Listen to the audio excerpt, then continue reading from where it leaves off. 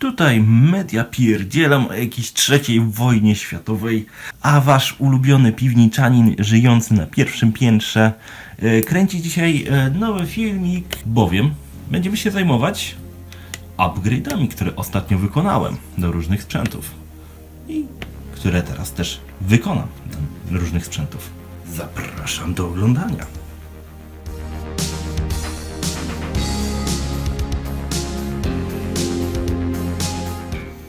Zaczniemy sobie od najważniejszego tutaj odcinka, który będzie niebawem nadchodził.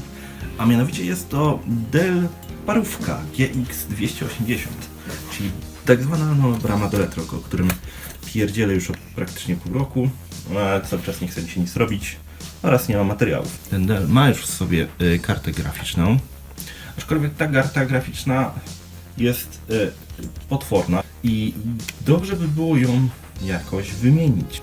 Na początek może sobie otworzymy ten oto komputer, co? Ten komputer można sobie otworzyć za pomocą dwóch tutaj takich śmiesznych przycisków. O, i się otwiera. I mamy sobie dostęp, kurde, do wszystkiego. To jest dysk, to jest stacja dysków, to jest napęd CD. Pierwsze co zrobiłem, to kupiłem kartę graficzną. A że jest to 2005 rok, więc pomyślałem, że se kupię na AGP. I taką mam sobie kartę śmieszną, kupiłem na AGP. I tutaj mam sobie taki śmieszny dyngiel do otwierania tego. Możemy sobie włożyć tutaj kartę. Ale co tu się dzieje? Co tu się dzieje? Tu się bowiem dzieje to, że ta karta nie wejdzie tutaj, ponieważ to jest karta na AGP, a tu jest PCI. Ciekawe zaskoczenie, no. Pierwsza karta, która przychodzi nam na myśl, to jest karta od Juno, czyli R5-230. Aczkolwiek problem z tą kartą był taki, już nawet pisałem o tym na Twitterze, że nie ma sterowników do tego na XPK. A ten komputer bardzo wybitnie się nie lubi z systemami powyżej XP. Akurat ktoś miał pod ręką taką oto fajną kartę graficzną. Jest to PCI, jest to karta graficzna, dobra do tej epoki. Jest to Radeon, ATI Radeon X600, 128 MB pamięci. Jest na PCI i możemy sobie ją włożyć. O, jest dobrze. Następnym upgrade'em, który już tutaj właściwie zrobiłem, to jest aktualizacja pamięci RAM. Użyłem tutaj 2 GB, a on już miał 1 GB. Co za tym idzie? Mamy 3 GB. Jak na XPK to jest dobra, porządna liczba. Do tego też zabierzemy się za to w przyszłym odcinku. Pokażę Wam wydajność na zintegrowanej karcie graficznej, no i na tej lepszej. Do zestawu sobie jeszcze znalazłem peryferia dobre. To jest myszka dellowska z tamtego okresu. Taka jasno-szara. No to jest klawiatura. Istnieją dwie takie klawiatury. To jest klawiatura w kolorze tego Della, ale są też nowe. I one były czarne i miały tutaj logo Visty. Pamiętacie może Della D631 z AMD Turion? Troszeczkę mi poszedł źle ten filmik, ponieważ Windows XP z jakiegoś powodu zwiesił się na oszczędzaniu energii, nawet jeżeli był podłączony do niego zasilacz. Po uruchomieniu komputera ponownie wszystko wróciło do normy i całkiem jest wydajny ten komputer. Daje radę. Aczkolwiek możemy pociągnąć go trochę dalej, bowiem kupiłem sobie tego wspaniałego SSD-ka marki Light On z XCOM-u na promocji. Kosztowało 60 zł. Co to ewidentnie pokazuje, że SSD to jest przyszłość. Do tego też włożymy to. Zrobię na szybko tutaj Clone z tego XPK tutaj i zobaczymy, jak sobie XP radzi na tym komputerze. Możecie się domyśleć, że XP działa zaskakująco dobrze na tej konfiguracji.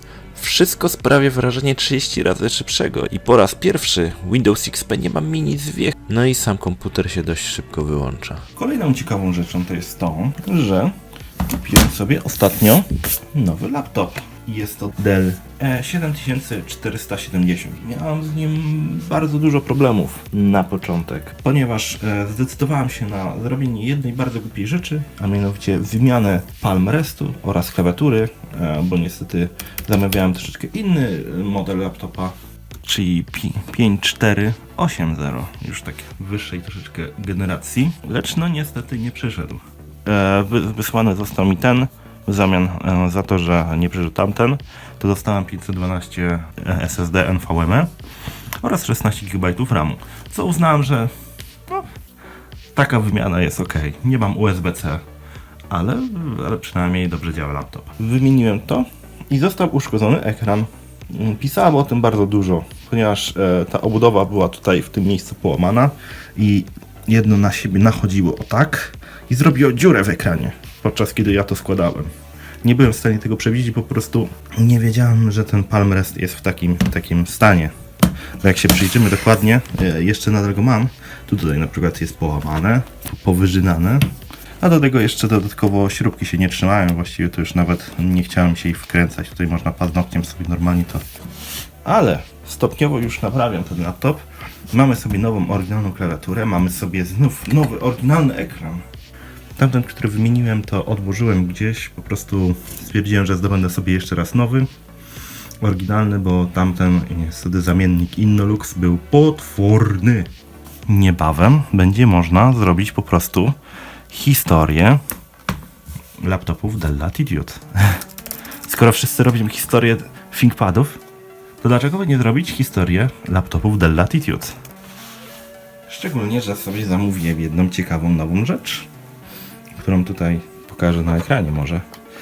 I zastanawiam się, czy parówkowy Dell, czy to będzie pierwszym tematem. Kupiłem sobie też na Allegro nowy dysk ATA 20 GB i wsadziłem go w maszynę, gdzie był system Windows 95 i NT4. A czemu ja tak zrobiłem? To pora zainstalować Windows 98. I pozwoliło mi to na przykład używać Wi-Fi na tym komputerze. I to jest fajne.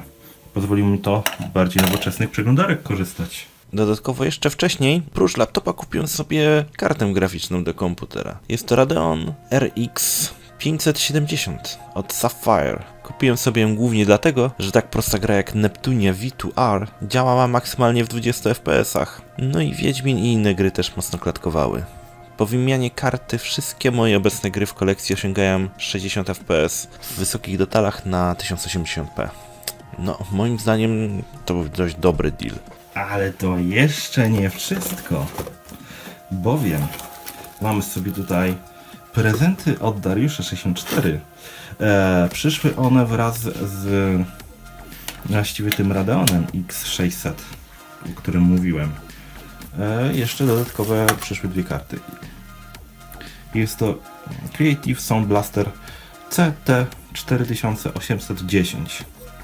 Jest to sobie taki następca właśnie, jeden z pierwszych Sound Blasterów na PCI, taki low-endowy Sound Blaster i jeszcze przed Sound Blaster Live.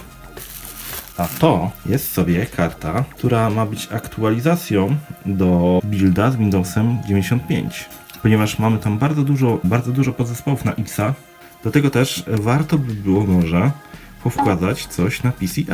No i przypominamy sobie, jak to wygląda od środka.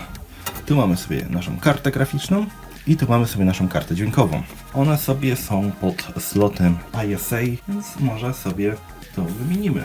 Wyciągnęliśmy sobie naszą kartę.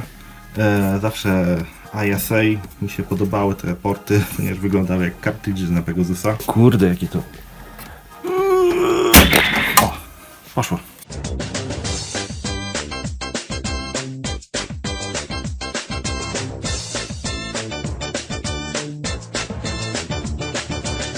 No i fajnie. I tak oto mamy gotowy komputer.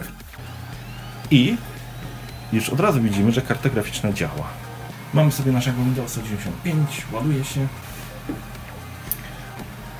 Zaraz zobaczymy, czy on ją poprawnie zainstalował. I wygląda na to, że zainstalował poprawnie. Na naszym repozytorium w kategorii Windows 10X NT4 został wrzucony właśnie sterownik do tej karty dźwiękowej. I trzeba go sobie zatem gdzieś je zapisać. Hurra! Zainstalował nam się sterownik i zrobił jakiś dziwny skrócik tutaj. Register. Pora przetestować, czy nasz upgrade zadziałał poprawnie. Weźmiemy sobie oczywiście Duma. Coś chyba nie tak z muzyką jest. Dobra, weźmiemy sobie New Game.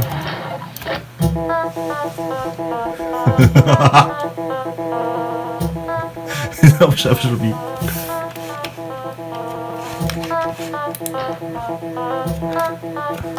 Ale patrzcie, gra działa szybciej. Dobra, trzeba zrobić kalibrację jeszcze raz. No i teraz jest lepiej, panie. Gucio. No i teraz to można mordować. Ale to ma dobrą jakość dźwięku, człowieku. Ale to ma dobrą jakość dźwięku. Kurde. No dobra, no to teraz sprawdźmy grę, która straszliwie zmęczyła ten komputer.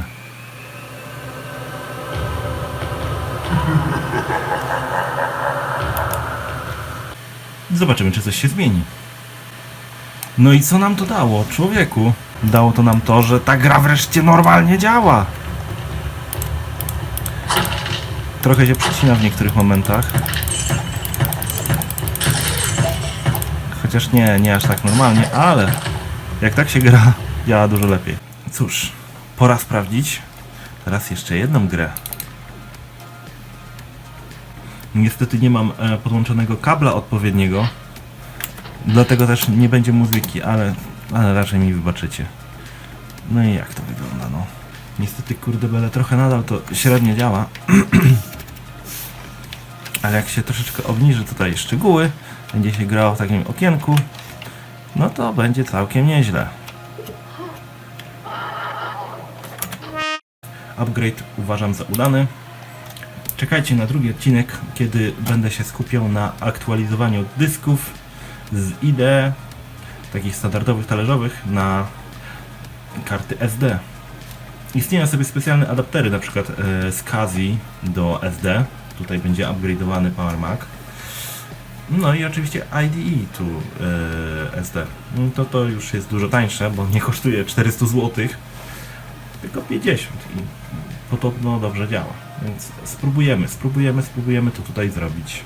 Dziękuję bardzo serdecznie za uwagę. Mam nadzieję, że filmik się podobał i życzę miłego dnia.